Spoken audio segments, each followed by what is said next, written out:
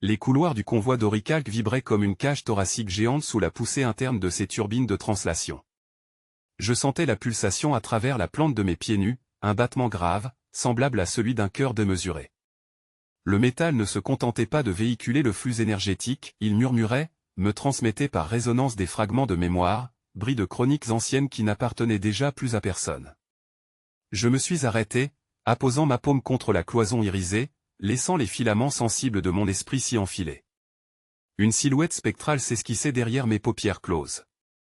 Le porteur archipel. Lit de mondes éteints, souvenir organomécanique de colonies disparues, filigrane de lumière. Je savais qu'il m'appelait encore. Depuis la perturbation survenue 3 cycles plus tôt, mes visions se faisaient insistantes, flux discontinus, sons inversés, une alarme cosmique. Un pas résonna derrière moi. J'ouvris les yeux. C'était le capitaine Isiltin. Son uniforme portait les marques d'une réparation hâtive, cendres collées, couture grossière aux manches. Pragmatique, toujours, mais fatigué de devoir porter sur ses épaules un univers entier. Archiviste, dit-il d'une voix éteinte. Le convoi décale sa trajectoire. Nous avons dû sacrifier 3 barges agricoles pour éviter la lame de gravité. Tu imagines ce que ça signifie? J'imaginais bien. Les enfants, les pousseurs de récolte, les cargaisons entières livrées au vide. Tout cela se gravait entre nous sans qu'il soit nécessaire d'insister. Je baissai le regard et je perçus alors le frisson de l'essème plasmatique. Comme si mes songes n'étaient qu'une paroi transparente sur laquelle il cognait doucement, cherchant à entrer. Une marée de particules à la conscience aiguisée, se glissant dans les flux photoniques qui saignaient les coques. Je ne le vis pas vraiment, je l'éprouvais, comme une brûlure rémanente au fond du crâne. Ça s'approche, ai-je soufflé. Isiltin acquiesça sans lever les yeux. Ils se nourrissent de tout ce qui brille. Chaque éclat du convoi les attire. Chaque erreur nous en rapproche. Ces paroles glissaient sur moi comme des éclats de fer. J'ai détourné la tête, aspirant l'air saturé de l'odeur métallique du recyclage. Dans mes veines, les mémoires héréditaires grondaient, telles des rivières intérieures. Je pouvais distinguer la voix de mes aïeux, navigateurs de l'archipel. Ils m'avertissaient, n'écoute pas les sèmes. Il se dissout en caresses, mais il réclame ta trame entière. Une lueur s'est mise à pulser au bout du couloir. Pas une lampe, pas une décharge électrique. J'ai reconnu le motif, le porteur archipel me projetait encore une séquence fractale. Anneaux imbriqués, continents flottants, routes reliant des fragments de planètes éparses. Puis un heurt sourd vibra sous mes pieds. Le convoi avait pris un coup invisible. Isiltin jura, se ruant vers le poste de commande. Je le suivis sans réfléchir. Nous entrâmes dans le dôme de pilotage. La verrière projetait sur nos rétines un ciel fractal, zébré de lignes de calculs automatiques. J'aperçus les silhouettes des vaisseaux compagnons, reliés en SM par des flux de stase. Tous grondaient sous le stress de translation. Puis un halo translucide apparut, enflant au-devant de nous, marée luminescente, bruissante, hurlante dans son silence. L'essème plasmatique. Je fus happé. Non pas mon corps, mais mes perceptions. Il me suffisit d'un battement de cils pour basculer dans ces strates cognitives. Je me retrouvai dans une étendue sans repère, un océan de particules conscientes, chacune pulsant d'un désir insatiable. La multitude m'entoura, m'examina.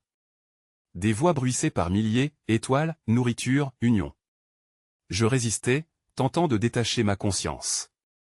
Mais au fond, un fragment de l'essème cherche non la fusion, mais le dialogue. Une question vibrait, pourquoi brillez-vous seul? Je crus m'effondrer. Un bras m'attrapa. Isiltin secouait mon épaule. La verrière était encore inondée d'une lumière dangereuse. Célin Hara. Reviens. Je haletai, encore partagé. Il porte une question, murmurai-je. Ce n'est pas seulement la fin. Il cherche un sens. Depuis quand une nuée stellaire a-t-elle besoin de philosophie? Grognatait-il. Le convoi hurlait tout autour de nous. Des piliers d'énergie jaillissaient le vide, tordant les couloirs d'accès comme des vrilles de verre incandescent. La perturbation se matérialisa lentement devant nous, comme si la nuit spatiale s'était pliée, étirée, puis condensée en un frisson lumineux. Les capteurs grésillaient encore, incapables de fournir des mesures cohérentes. Je sentais à travers l'archipel une pulsation, non pas mécanique ni magnétique, mais vivante, la signature d'une conscience qui effleurait nos flancs depuis le vide. Isiltin serra la main sur la coudoir de son poste de commandement, le regard rivé à l'écran translucide. Pour ma part, je ne regardais plus les instruments, je percevais directement la respiration de cet intrus, comme si un souffle étranger cherchait à s'accorder à la mienne. Je me laissais envahir par le réseau neural du porteur archipel qui palpitait à travers mes tempes.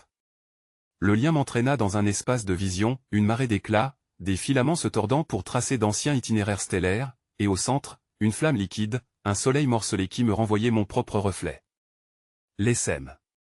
Je savais, avant même que les énoncés des machines tombent, quelle entité nous observait depuis cet abîme aux reflets changeants. Tout vibrait de sa curiosité, de sa faim peut-être. Célin Hara, souffla le capitaine, presque suppliant. Ces mots m'arrachèrent au flux brûlant. Son visage, creusé par l'insomnie, se reflétait dans les vitres opalescentes. Est-ce lui? Je hochai la tête, incapable d'ajouter plus. Un silence épais se déposa dans la passerelle, percé seulement par les claquements organo-mécaniques de l'archipel, comme si le colosse ancien retenait son propre souffle. Alors les parois se mirent à vibrer. Pas une onde de choc, pas une secousse technique, mais une résonance intérieure. Chaque brin d'oricalque qui reliait nos habitats vibrait à l'unisson, amplifiant ce signal venu du dehors. Je tombai à genoux, assailli de souvenirs qui n'étaient pas miens, une traversée primitive, une flotte fuyante illuminée par des aurores solaires, des visages ancestraux fixant le même horizon vivant. Mon souffle se mélangeait à celui de mes prédécesseurs, et par cette densité mémorielle, je percevais la volonté du porteur. Il attendait que je parle en son nom. Je murmurai d'abord, hésitante, il n'est pas ici pour la guerre. Pas encore. Mes mots s'accompagnèrent de visions partagées, et Isiltin comprit que je n'improvisais pas. Le capitaine détourna les yeux de l'écran et observa les ombres dans la salle.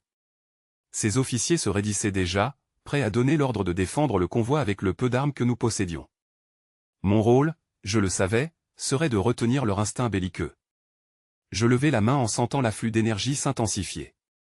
À travers le hublot, une surface miroitante se déploya, comme une aile de plasma ouvrant ses membranes translucides. L'ESM configura sa forme pour mieux se montrer, une nuée polychrome, scintillant de centaines de milliers de particules dansantes. Ce n'était pas un vaisseau, pas un organisme unique, mais une multitude qui imitait la cohésion. Un sourire étrange, presque humain s'imposa à mon esprit sans visage. C'était une invitation. Il veut entrer, dis-je d'une voix étranglée.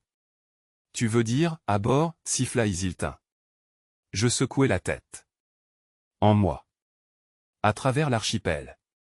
Il y eut un tumulte, des protestations, quelques rires nerveux étouffés par l'angoisse. La simple idée faisait hérisser les cheveux. Mais moi, je percevais au-delà de la menace, une soif d'échange, de contact, que rien n'aurait pu traduire dans nos langages statiques. J'avais peur, terriblement, et pourtant la nécessité s'imposait.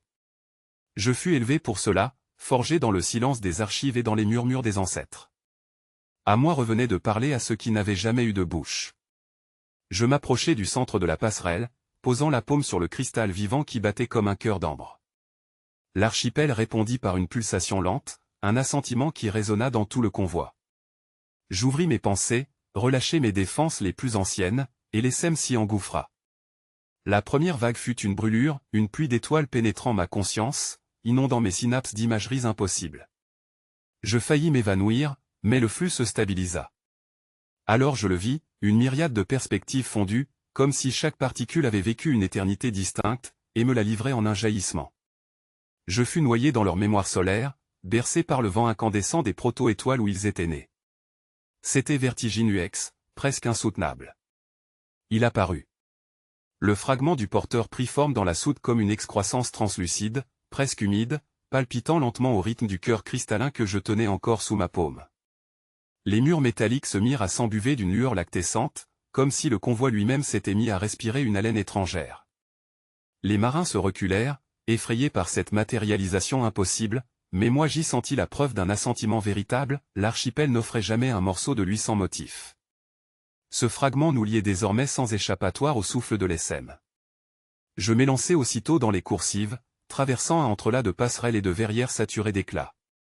Au dehors, mes yeux attrapèrent les effiloches mouvantes d'une nuit qui s'avançait, engloutissant l'espace entre deux étoiles en un miroitement de braises polychromes. Les sondes que Isiltin avait déployées surgirent en file, comme une flottille de lucioles inquises. Je sentis leur désarroi avant même de voir la fin, chacune fut happée, absorbée, avalée comme une pluie d'insectes disparaissant dans un orage phosphorescent. Aucune ne laissa de retour, pas même un signal de mort. Sur la passerelle, le capitaine rageait en silence. Les poings serrés sur la coudoir de marbre fondu, il regardait l'avancée irrésistible de cette marée lumineuse.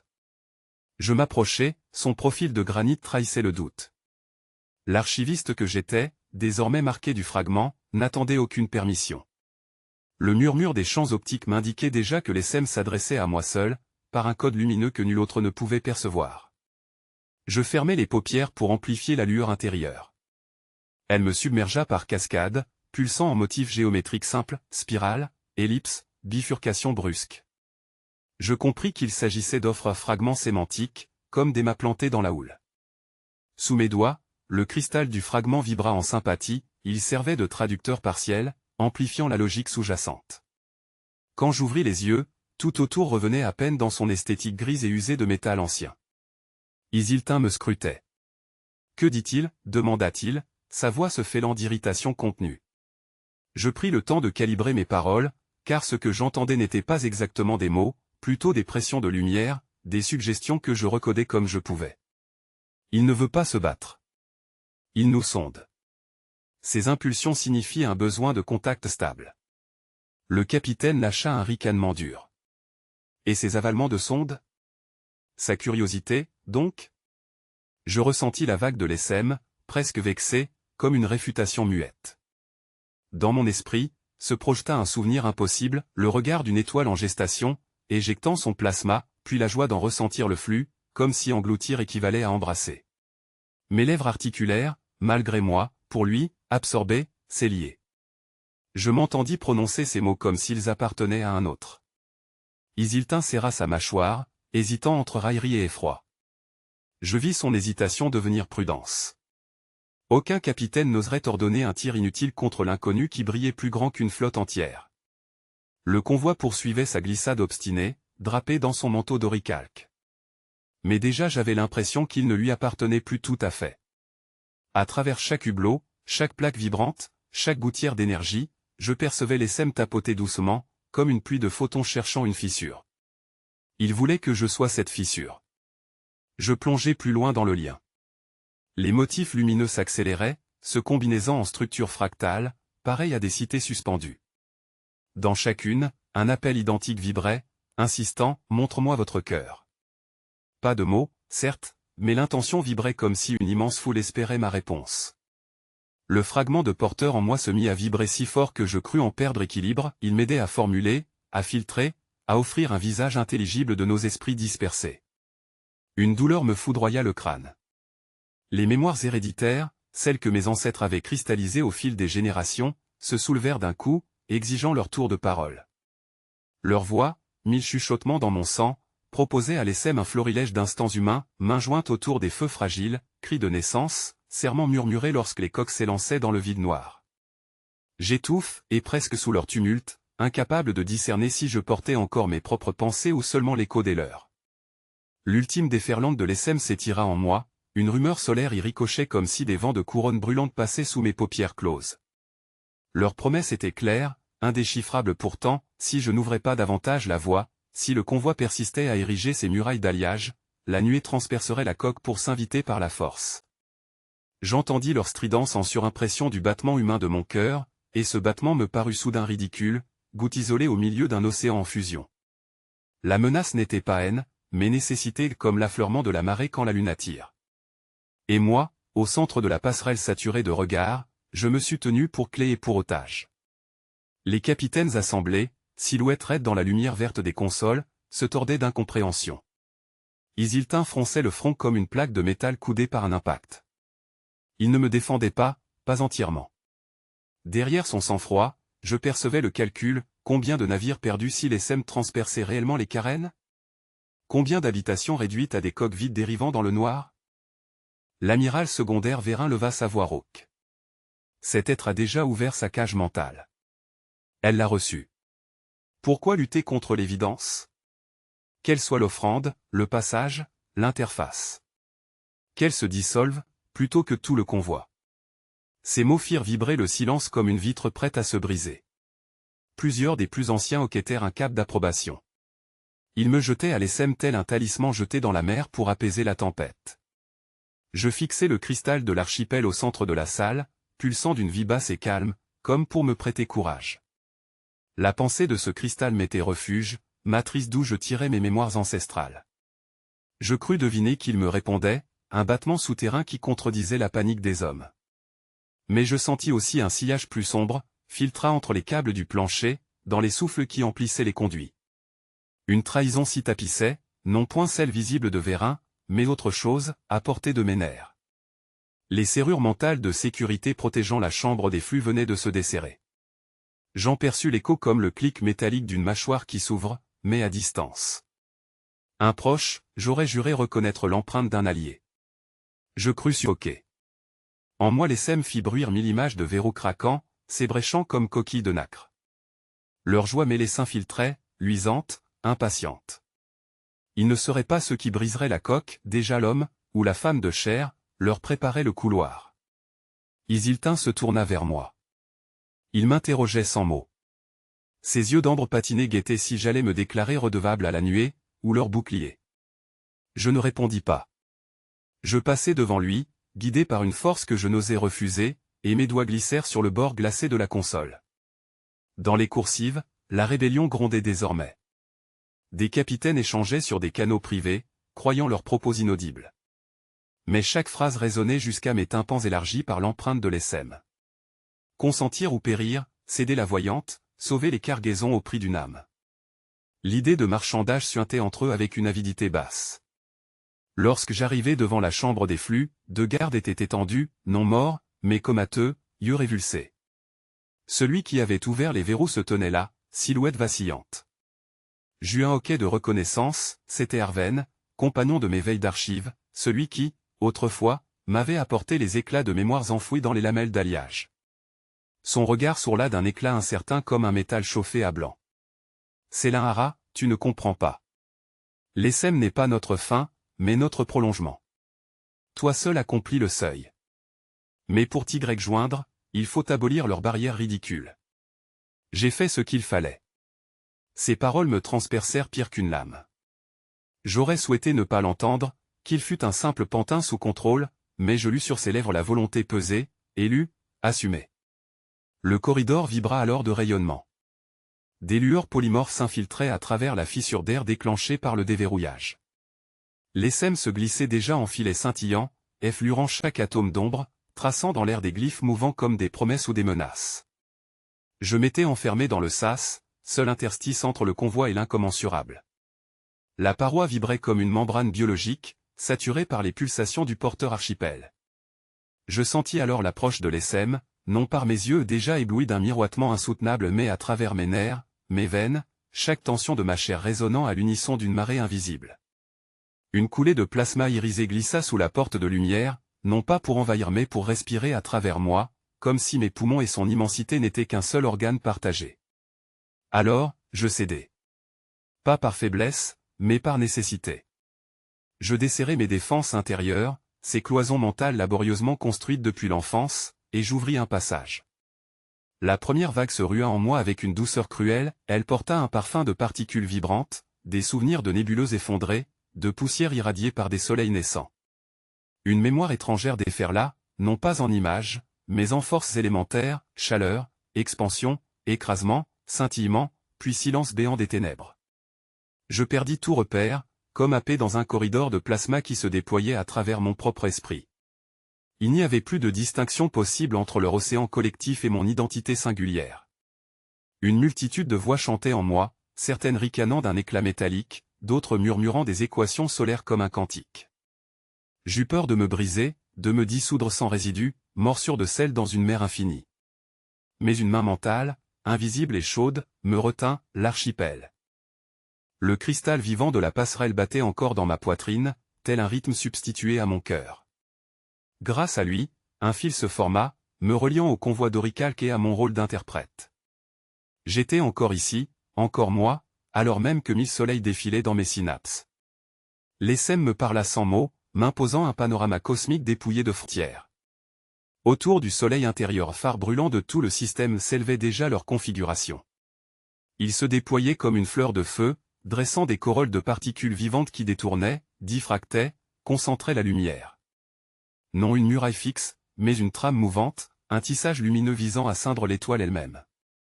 Ils n'avaient pas besoin de canons ni de flotte, puisque leur corps collectif permettait un siège énergétique, retenant les flux vitaux pour toute planète et toute colonie alentour. Je haletais, mais aucun souffle ne sortit de ma gorge. Chaque particule de mon corps réécrivait ces échanges internes à mesure qu'ils me révélaient leurs desseins. Ils ne cherchaient pas une conquête au sens humain, ils voulaient domestiquer l'étoile, en drainer les harmoniques pour leur propre maturité. Mais ce qui, pour eux, était un rite de croissance, pour nous signifiait famine et extinction lente, un étranglement de toutes les oasis humaines. Je voulus protester, hurler ma rébellion dans le flot partagé, mais mes cris se diluaient, réverbérés par des milliers de consciences sans visage. Je ne fus réduite qu'à une infime vibration discordante, un contretemps dérisoire dans leur symphonie. Pourtant, à ma stupeur, cette dissonance les attira. Eux, qui vivaient de la cohérence absolue de la lumière, semblaient fascinés par ce battement décalé, par cette brusque singularité que j'incarnais. Alors, je sondai leur intention plus avant. Derrière l'éblouissement des panoramas plasma, je cherchais une faille, une hésitation. Et j'en trouvai une, ténue, leur mémoire portait une peur ancienne, née aux premiers âges. La peur d'être dissous par une force plus vaste qu'eux-mêmes, engloutis dans le puits d'un trou noir ou dans l'explosion asphyxiante d'une supernova. Leur siège du soleil intérieur n'était pas seulement un dessein de domination, c'était aussi une tentative de se protéger, de bâtir un cocon autour de l'astre nourricier. Cette révélation me lacéra. Devais-je les juger envahisseurs, ou enfants apeurés cherchant refuge? Je sentis leur volute polychrome pulser d'incompréhension à cette question. Dans leur perception, il n'y avait pas de différence. La survie et la conquête, pour eux, n'étaient qu'une mémoire unique, deux courants fusionnant dans la même rivière d'énergie. Je faillis céder à leur perspective, me laisser diluer dans leur indifférenciation lumineuse. Mais le visage d'Isiltin s'imposa soudain, jailli des profondeurs de ma mémoire humaine. Ses yeux sévères, taillés dans le cuivre mat de la ceinture d'astre bronze, me rappelaient la gravité du choix, derrière lui vivaient des millions dans le convoi d'oricalques, suspendus à un fil de volonté. Mon corps se mit à se dissoudre. Ma peau s'effritait comme de la cendre encore chaude, mes veines se désorientaient sous l'assaut brûlant de l'essème. Je crus qu'il m'avalait sans retour, mais le cristal de l'archipel fulgura de pulsations, resserra autour de moi une trame invisible. Le désordre des particules se ralentit, m'épargnant un effacement complet, je restai, vacillante, entre deux états, chair et lueur. Une respiration commune s'installa, ma voix intérieure tremblant en polyphonie avec des milliards d'échos qui n'étaient pas miens. J'entendis le capitaine Isiltin m'appeler, rude, inquiet, son timbre me parvint à travers un brouillard épais. Je voulus répondre, mais l'essème colonisait ma gorge, arbora ma voix avec un autre accent que le mien. Nous sommes là, résonnai-je, et une onde de panique parcourut la passerelle. J'ouvris pourtant les yeux, découvrant autour de moi les silhouettes figées, leurs combinaisons miroitantes comme des statues au musée des survivants.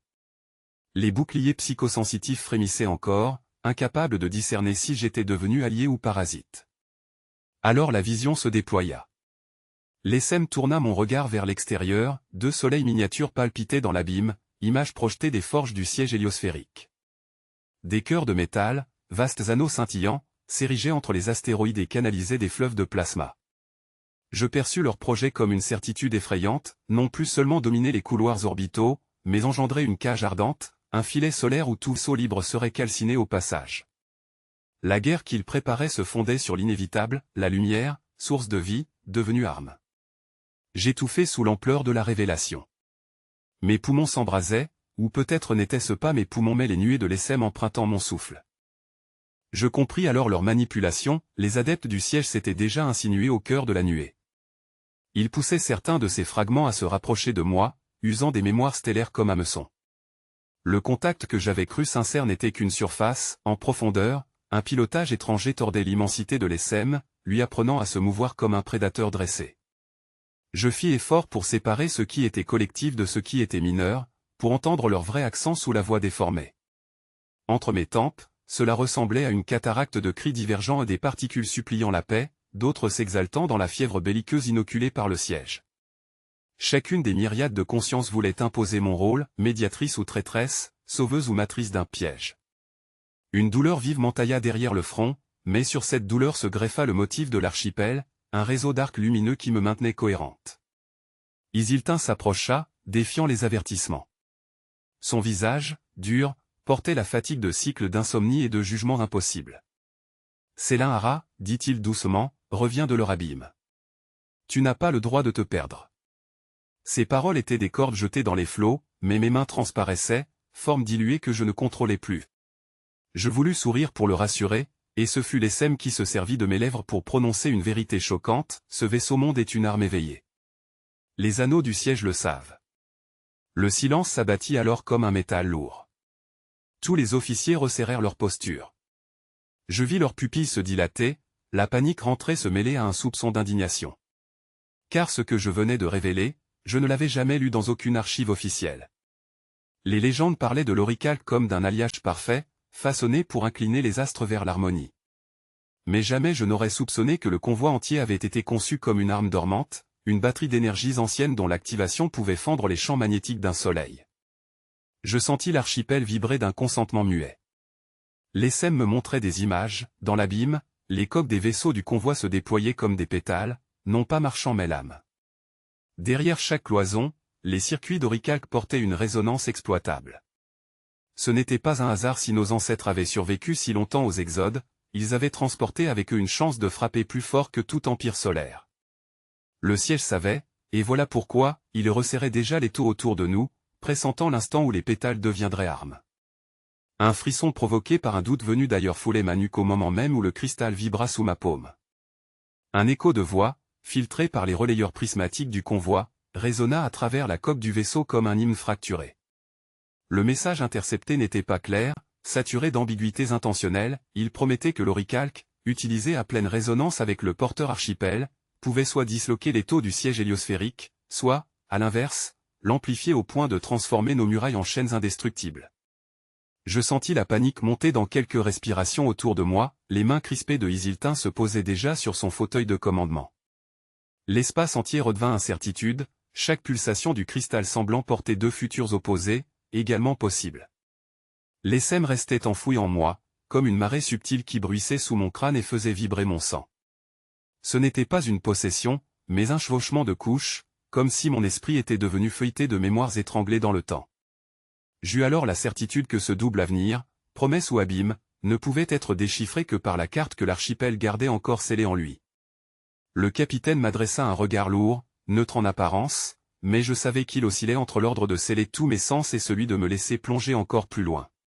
Une simple erreur et son armée de fidèles verrait en moi une traîtresse. Pourtant, je n'avais pas le choix, j'avais invité l'Essem et il avait accepté, il fallait aller jusqu'au bout. Je laissai la vibration se propager du cristal à mon poignet, puis jusqu'à mon thorax. Les parois de la passerelle semblèrent se dissoudre en voiles translucides, et derrière, l'espace extérieur se recomposait en trajectoires insolites. Ce n'était pas un lieu, c'était un temps fracturé qui s'imposait comme une peinture mouvante. Comme des veines luminescentes s'entrecroisant dans la chair d'un géant endormi, les futures lignes de l'oricalque s'étiraient devant moi. Elles n'indiquaient pas de coordonnées spatiales, mais des directions de moments, des flèches vers des instants qui n'existaient pas encore. Le souffle de l'Essem se fit plus fort. Je le perçus sous forme de chœur, d'innombrables voix qui enfilaient des chaînes de souvenirs cosmiques. Leur langage n'était pas conçu pour distinguer l'instant du suivant, ils vivaient dans un flot, l'éternité de la lumière originelle que les proto-étoiles avaient dispersée avant même nos premières respirations. Je fus balayé par leur nostalgie cosmologique, mais je résistai pour y chercher des repères compréhensibles. Un filament se détacha, l'un des chemins approchait d'un avenir où le convoi glissait libre, résonnant avec la nuée polychrome jusqu'à fusion partielle. L'autre filament menait vers une constriction suffocante, la main du siège resserrée, nos flottes dispersées, les orichalques brûlés comme torchés pour éclairer la tyrannie. Je tentai de parler, ma voix jaillit rauque. Ce n'est pas une carte de route, c'est une carte de durée. Deux branches, l'une ouverte, l'autre captive. Le porteur nous montre ce que nous deviendrons selon que nous fusions avec l'Essem ou que nous nous détournions de lui. Isiltin grogna, ses épaules musculeuses tendues comme arcs prêts à rompre. Tu veux dire que notre survie dépend d'une symbiose? D'une négociation avec cette nuée qui s'insinue déjà dans ton esprit? Je ne répondis pas immédiatement. L'ESM me força à sentir ses propres doutes, car même lui n'avait pas anticipé toute l'étendue de la réaction humaine. Une onde d'inquiétude me traversa, pouvait-il comprendre vraiment ce que signifiait « confiance » ? Chez lui, la notion de partage excluait tout secret, chez nous, les secrets nous définissaient. Je poursuivis, ce n'est pas une soumission. C'est une respiration mutuelle. Le diagramme montre que nous ne pouvons franchir le siège sans un échange de substances avec l'ESM, mais il existe un risque. Utilisé à contresens, ce même échange donne au siège un étau parfait. L'oricalque est le pivot. Je vis les techniciens se tordre sur leur pupitre en quête de cohérence technique, alors qu'aucun programme ne pouvait traduire la logique temporelle en plan mécanique. Il me fallait un langage, une preuve qui leur montrerait la véracité de ce que j'énonçais. Alors je laissai l'ESM guider mes gestes. Dans ma paume, la chaleur monta jusqu'à la brûlure, le cristal vivant se fendilla légèrement. Toute la passerelle frémit d'un long souffle, comme si un cœur pulsait dans les conduites. Sur l'écoutille de proue, une pluie de lueurs s'épanouit soudain, se tissant en arabesque mouvante. Une part de moi résista encore, mais je savais que la carte ne s'ouvrirait pas autrement. La pulsation de l'archipel exigeait une offrande, et l'ESM déployait en moi ses filaments lumineux jusqu'au repli de mon hippocampe. Alors j'ai laissé glisser d'abord des visages sans nom, puis un rire, la senteur d'un marché enfoui dans mon enfance. C'étaient mes propres ancrages qui se dissolvaient, arrachés autant comme feuilles au vent solaire. Dans cet arrachement, le dernier segment du tracé scintilla devant mes yeux intérieurs, révélant l'accès interdit. Le cristal du centre vibra d'un accord prolongé et, sur la passerelle, chaque officier s'agrippa à son poste, comme si l'air lui-même venait de se briser. Isiltin n'osa pas me déranger, mais je sentais son regard brûlant ma nuque, il voulait des certitudes, pas des sacrifices intangibles. Pourtant, sitôt la carte ouverte, le convoi trembla. Les coques d'oricalque, longtemps opaques, se mirent à se délier comme des pétales anciens, une architecture mécanique embrassant le cosmos.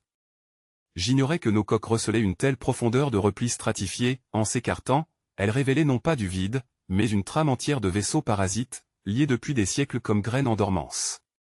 L'armada cachée, bercée par le sommeil métallique, respirait enfin. Les ingénieurs étouffèrent des exclamations. Dans le silence gravitationnel, je perçus la jubilation de l'ESM. Ces filaments avaient trouvé en moi un pont suffisant pour goûter la matière. Je n'étais plus seulement Célin Hara, archiviste et oracle, j'étais une membrane vibrante où l'altérité se propageait. L'échange était douloureux, car chacun de mes nerfs se faisait mercure conducteur, prolongement d'une nuée. Mais ce mélange ne me détruisait pas, il me remodelait. Le convoi déploya ses ailes. D'antiques turbines de stase, qu'aucun officier ne soupçonnait encore préservées, se mirent à bourdonner comme des crânes de bourdons cosmiques. À travers les hublots, la couleur du vide changea, l'obscurité parut choir vers nous, fracturée par les lances lumineuses jaillissant des carènes libérées. Chaque vaisseau frère se positionnait, tiré hors des plis internes par des bras télescopiques, et bientôt une véritable armée orbitait autour de nous, tous dressés comme pour affronter un ennemi invisible. Mais il ne s'agissait pas de détruire. L'ESM me rappela par une impression subtile un frisson presque amoureux que cette armada n'était pas née pour assaillir, mais pour protéger. C'est alors que je compris, l'oricalque n'était pas qu'un alliage. Il vibrait dans l'infraespace, s'accordant avec le souffle profond de l'archipel. Le matériau chantait, et dans ce chant, une autre géométrie se déployait, celle d'un refuge capable de déchirer les mailles du siège héliosphérique. Un bruit sourd traversa la passerelle, Isiltin venait de heurter du poing la rambarde. Son autorité blessée craquait contre l'inexplicable. Tu joues nos mémoires, Célin Hara, comme une flûte d'os, grogna-t-il en s'avançant vers moi. Mais sa colère se figea lorsqu'il vit mes yeux. J'y sentais brûler le reflet de l'ESM. Peut-être n'y lisait-il plus son archiviste, mais une lueur étrangère. Soudain, les premières ondes du siège se firent sentir. Au loin, les miroirs démesurés de la coalition s'alignaient devant le soleil, concentrant la lumière en faisceaux. D'ordinaire, cette ardeur suffisait à pulvériser tout abri. Les capteurs hurlaient déjà, la température locale montait d'1 degré à chaque seconde, les boucliers craquaient à vide. L'ennemi ne patientait plus. Alors l'ESM s'imprégna de mes veines. Mes bras se soulevèrent comme entraînés par une marée étrangère. Les cristaux du centre répondirent, modulant leur rayonnement, transmettant l'ordonnance à tout le convoi. L'oricalque se couvrit d'une brûlure intérieure et, au lieu de refléter les rayons destructeurs, il s'en empara, les tordit, les plia dans ses propres harmoniques. J'entendis les coqs chanter. Pas une chanson humaine, mais la vaste psalmodie des métaux éveillés. La passerelle s'illumina comme une cathédrale. Tous restaient muets, englobés par cette transe de photons. Le siège avait lancé son dard, et nous l'avions métabolisé.